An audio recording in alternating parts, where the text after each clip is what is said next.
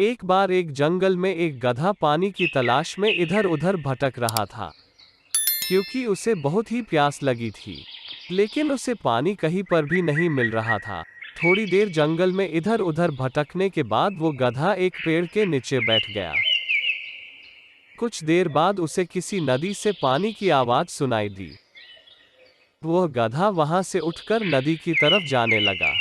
थोड़ी ही आगे जाने के बाद उसे बहुत बड़ी एक नदी दिखाई देती है। वो उस नदी को देखकर बहुत ही खुश हो जाता है।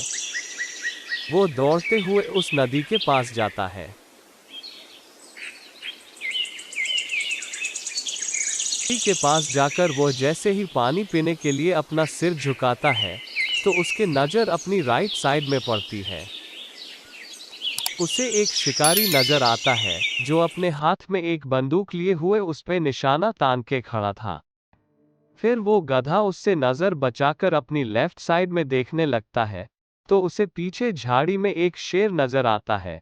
अब गधा घबराकर सब कुछ भूल जाता है।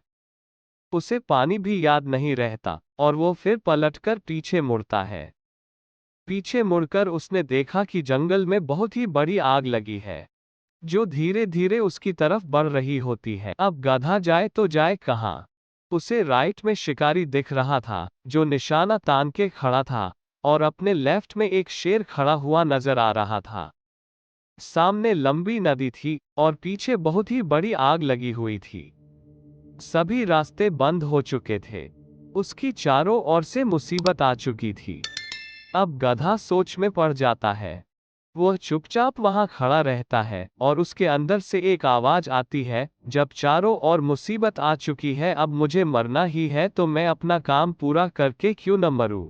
मैं पानी पी के ही क्यों न मरूं? तो और फिर मुड़कर आराम से पानी पीने लग जाता है।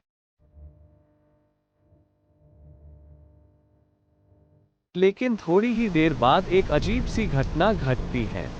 गधा पानी पी रहा था कि तभी अचानक आसमान में काले बादल छा जाते हैं और बारिश होने लगती है।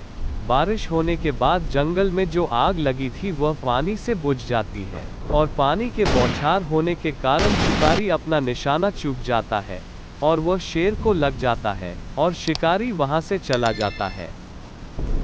इतने में गधा पानी पीकर अपना सिर ऊपर उठाता है, तो वो अपने राइट में देखता है कि शिकारी अपनी जगह पर नहीं है।